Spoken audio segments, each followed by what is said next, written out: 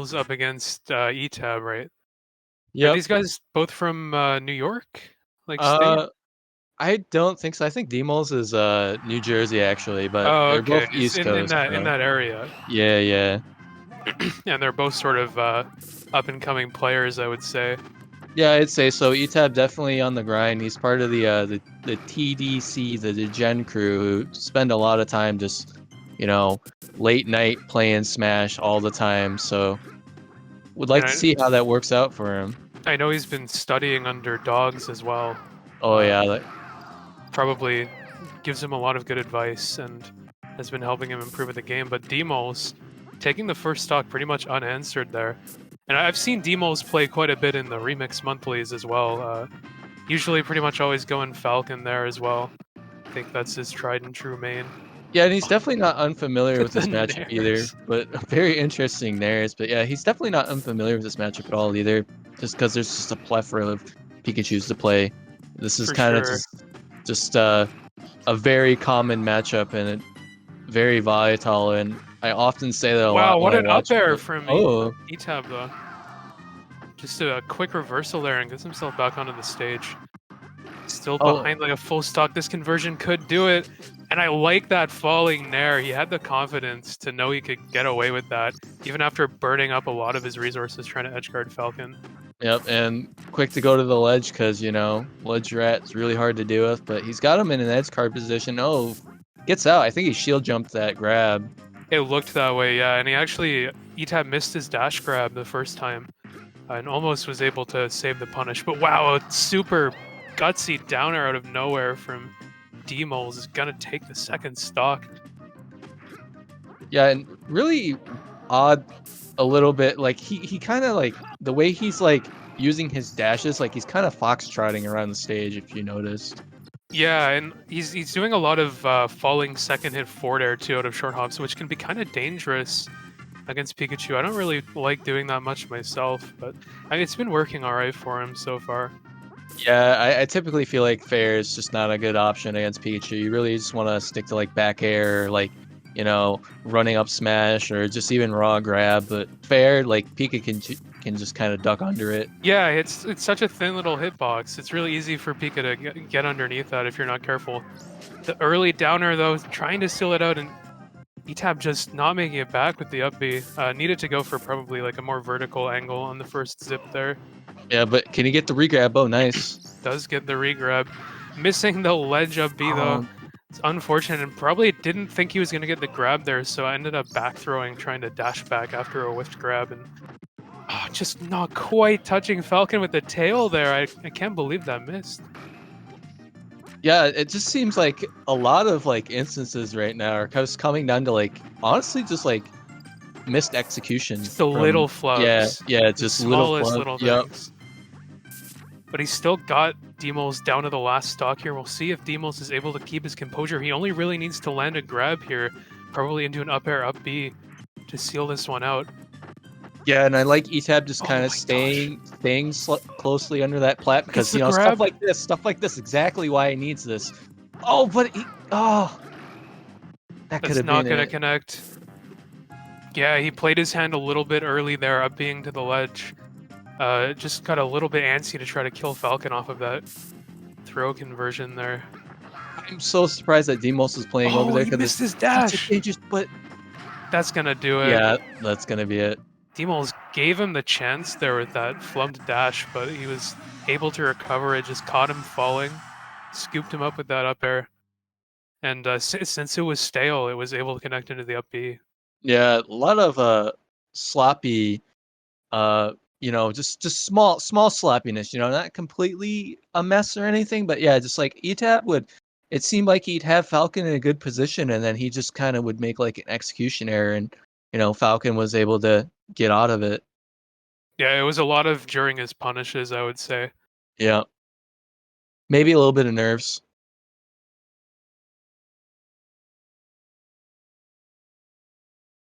So Crovy up against Frank, two West Coast training partners who have played each other so much.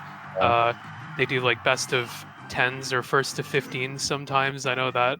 And this is game 2 of the set here. Crovy did win the first game and is up 1-0. But Frank's Pikachu, definitely no joke. He's been grinding a whole lot and improving so much in the last like year or two. Yeah, he did super well at SmashCon too. I think he like outplaced Seed like pretty phenomenally, and I think he like all the He way got up to like 17th, yeah. yeah, and all the way up to like top 16. I think he didn't drop like a set. I'm pretty sure, or something close to that. Like he was just like 2-0ing like everyone in his pools, in his divisions. Crovy But looking good so far though, doing his sort of patented down air oh, tech but chases. just a miss. Yeah, so he thought Pikachu was gonna go under the platform there when he did that forward air, but Pikachu ended up landing on the plat and he was not ready for that. Good angle choice by Frank there. Yeah, I like Going that single zip. Yeah. straight horizontal and just barely high enough above the ground to avoid the long landing animation. See if he can close out this edge guard. Good backdrift by Crovy. Mixing him up a little bit.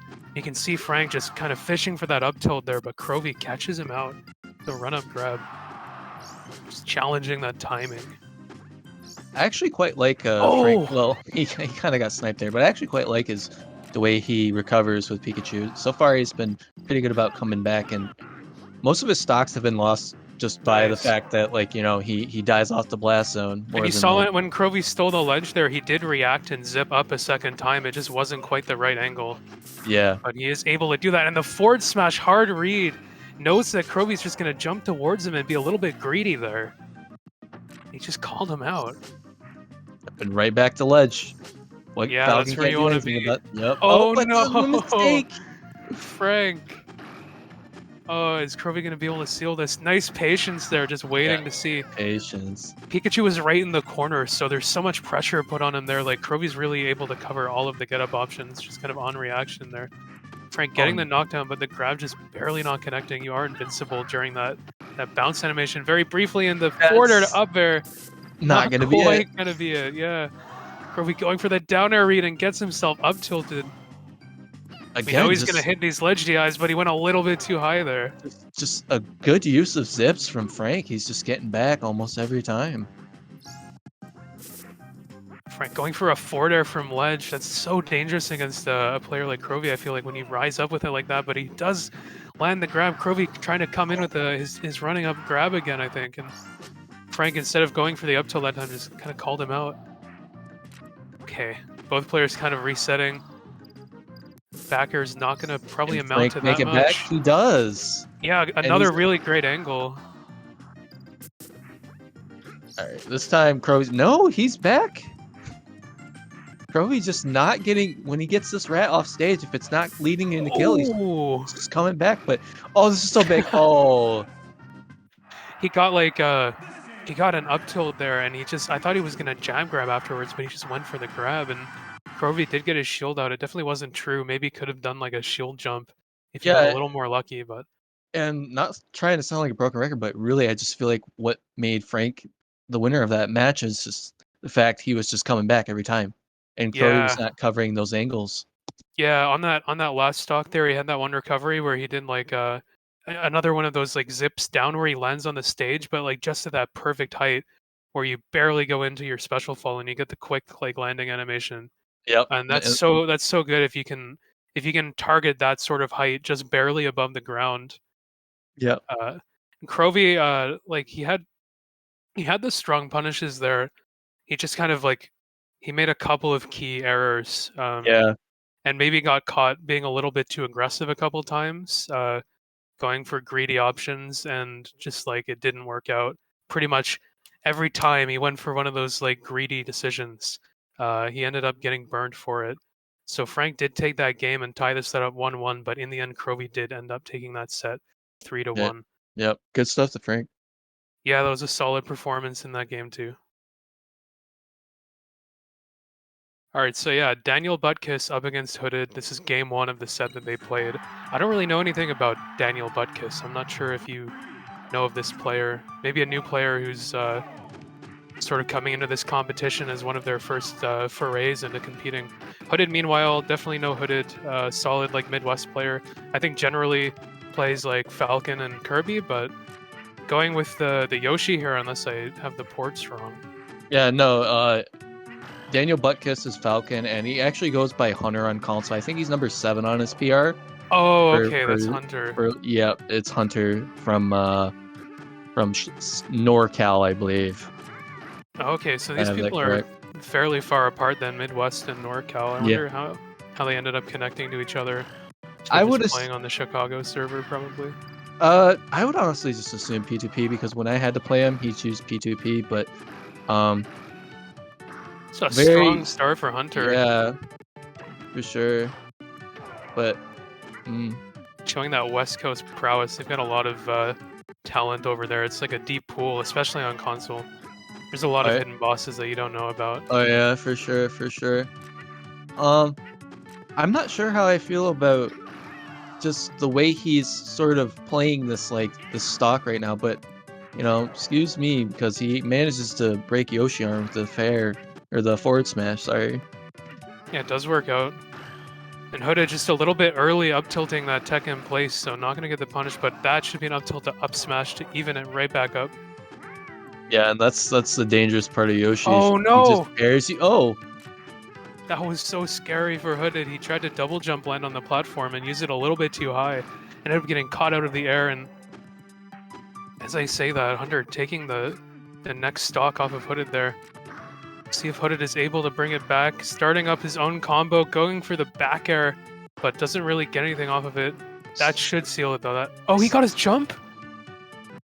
Where did that come from? so it happened a while back, but I noticed that Daniel he double jumped by the edge, and I don't really just right onto the side plate. I don't know if I really agree with using that. Try to get away from Yoshi's invincibility. I feel Nice like it's better to grab. just kind of stay in the ground, but looks like this could Punish lead. is a little bit Ooh, haphazard, but yeah, and he takes it. So there was definitely an opportunity there for Hooded to double jump out of that combo, but he just wasn't quite quick enough to do so. And you can see the cursor being removed from Yoshi there. And the result of this set was a 3-1 for Hooded, I believe. So he was able to switch off probably to a character he's more comfortable with yeah, and handle Hunter's Falcon, but a strong showing in that game one yeah. from No, Hunter he there. he did well when it came to getting rid of Yoshi and whatnot, but yeah, I just thought that maybe the way he dealt with invincibility was a little bit questionable as I was watching it, but just Yeah, something I noticed. yeah, that last combo was a little strange looking too, but I mean, it got the job done. So he was able to take Yeah, that game there, but yeah, against a more experienced Yoshi, you got to be really careful going for sort of untrue stuff like that because they can just double jump out of it and reversal your whole stock away. yeah, for sure, for sure. So we got the Midwest matchup this time. Andykins up against Box, and the current score is 2-1 for Box's Kirby. And these are two Midwest guys. What can you tell us about these guys, Goon? Yeah, so Fox is I think he's number one on his PR for Ohio, I believe. And then Andykins, there's really a PR right now for Michigan, but I would probably put him as number one for the console scene. So this is pretty much just a clash of two titans for the region. And they definitely play each other a lot, so definitely going to be an exciting matchup to watch. Just Yeah, watching them try to, go ahead. oh, that forward smash. It's forward smash. Andykins, he was a Fox main for a long time, right? But he switched to Pika, probably a couple years ago. Maybe a few years ago, he started dabbling in the Pika more, and these days he's just a full-on Pikachu Yeah. main now, right? I mean, everyone turns to the dark side eventually once they realize how, I really liked the angle. You saw the angle he went for yeah, there? yeah. Straight down and sideways. It didn't work. Just misplaced it a little bit, but that's such a creative idea from Andykins there. Good Yeah. patience there with punishing the down air. Can he finish off this edge guard? It's a Ooh. little bit nervous, I think, of getting hit by the cutter, so he ended up drifting back onto the stage with that nair. And Box That- somehow gets back. Yeah.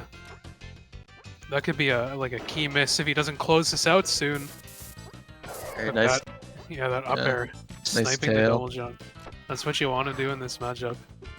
I don't know why he did that double roll on the side edge. I mean, I understand maybe he wanted a shield push off, but I feel like honestly he could have just played in the air and tried to swipe at him with the tail, but looks like Down airs. oh That DI is so good. Wow, that saved him from the punish. yeah. That's usually like a rock solid Pikachu on Kirby punish there when you get that forward throw into the up smash, but he dives into the ledge and bounces away from the stage, which definitely like saved him from a whole lot more damage there, or even like losing his stock. Oh, but Curry's too far for the back air there. Nice forward smash. Just nice to throw it out. It's a big move. It kills. Really, like, Pikachu, it's really hard, like, for Kirby at this percent, too, to, like, yeah, you can back air, but it's not always fully guaranteed. You more have to, like, back air, like, kind of where Andy is right now for it to kill. So, but forward smash will definitely do it at any angle. And Nair is stale. yeah, Nair is stale, too. He needs, like, a back air or a grab or something. A weak back air is not what he's looking for. No, he wants the strong one, and that's not going to kill either. It's nice to get some respect. The falling down B, and he gets the no away. Oh my god! Oh my god! I've never seen it. I've never seen it. Kill. The fakest triple down B combo I've ever seen from Andy, and now these guys they're both at like 140, just looking to find that move that seals the stock out.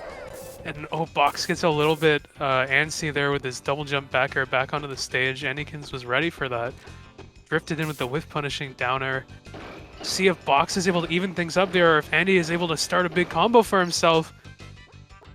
Gets the up airs, but oh my gosh!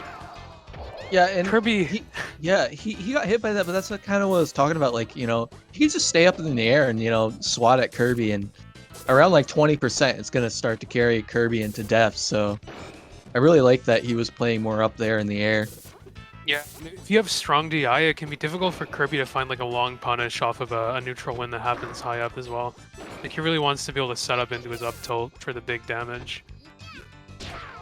Not getting the edge guard again though, and yeah, that's such a good up tilt. He does get a little greedy going for the second one, but I like the idea. And you can kind of see how important it is for like Kirby to just build up percentage. He doesn't have something that like leads one hit into death. He has to kind of rack it up and, you know, hope that, you know, he has a move that can get rid of Pikachu. Nice. And Andykins going for the taunt cancel there. Gets himself forward smash in the face.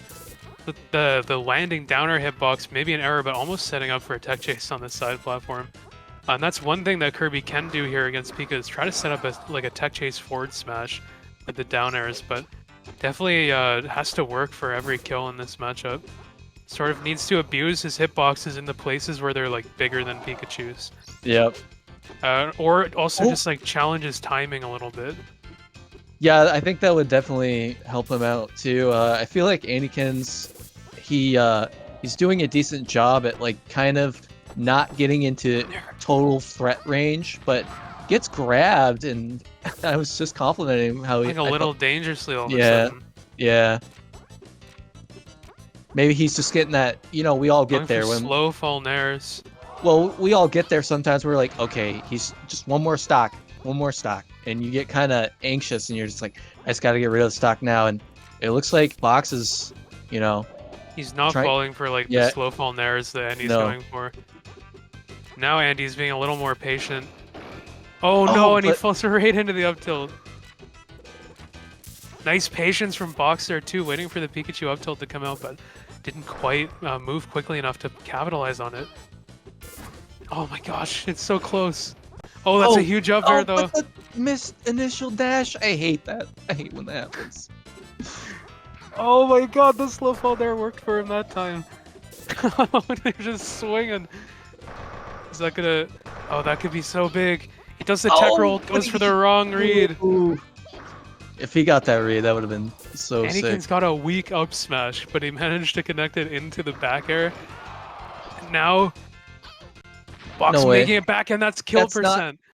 That's it. Oh, wow. Yeah, Andy, knowing the percents there, it's 99 on the top plat. Box just barely finding that grab. Andykins had it there, but he didn't edge guard at the end. He let Kirby just kind of forward air through him. It can be really tricky trying to stay within a range where you can threaten Kirby, but also be safe from Kirby just like full send double jump forward airing towards you. Because that hitbox is so huge, and like if it hits you at all, it just interrupts everything you're trying to do. Yeah, and I like the way he was playing for a little bit, but then I guess maybe again he just got nervous or something, where he's just like he just looked at Box having one stock, and he's just kind of like, okay, I'll just get rid of him now. It's really stressful because it'd be really stressful even if you have a lead when you know that like you're just one away. I mean, sometimes that confidence is what you need, but it just it wasn't right for him there. Whatever he did, and they got into a bunch of crazy scrambles at the end. Yeah, Could have been anyone's game like a few times there.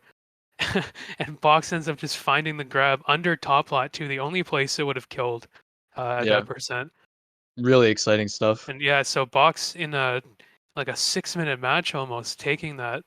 That's the set for him, 3-1 over Andykins, and that could be a really important set just for like the standings of this pool in general. Uh, I'm not sure exactly how things are going to shake out, but both of these guys sort of I feel like are probably in that area where if they if they do well enough individually, they could grab Yeah. one of those like Oh top yeah, spots yeah, and move yeah. on to the They next yeah. split. Yeah, either of them could make the split for sure. So like every win has got to count for these guys. I believe they're both in my pool, and there's a lot of sort of contenders who are all I would say like around a similar level in that pool, looking for that top spot, looking to make it out into next month's final like split. Yeah, looking forward to Uh, watching your matches with them.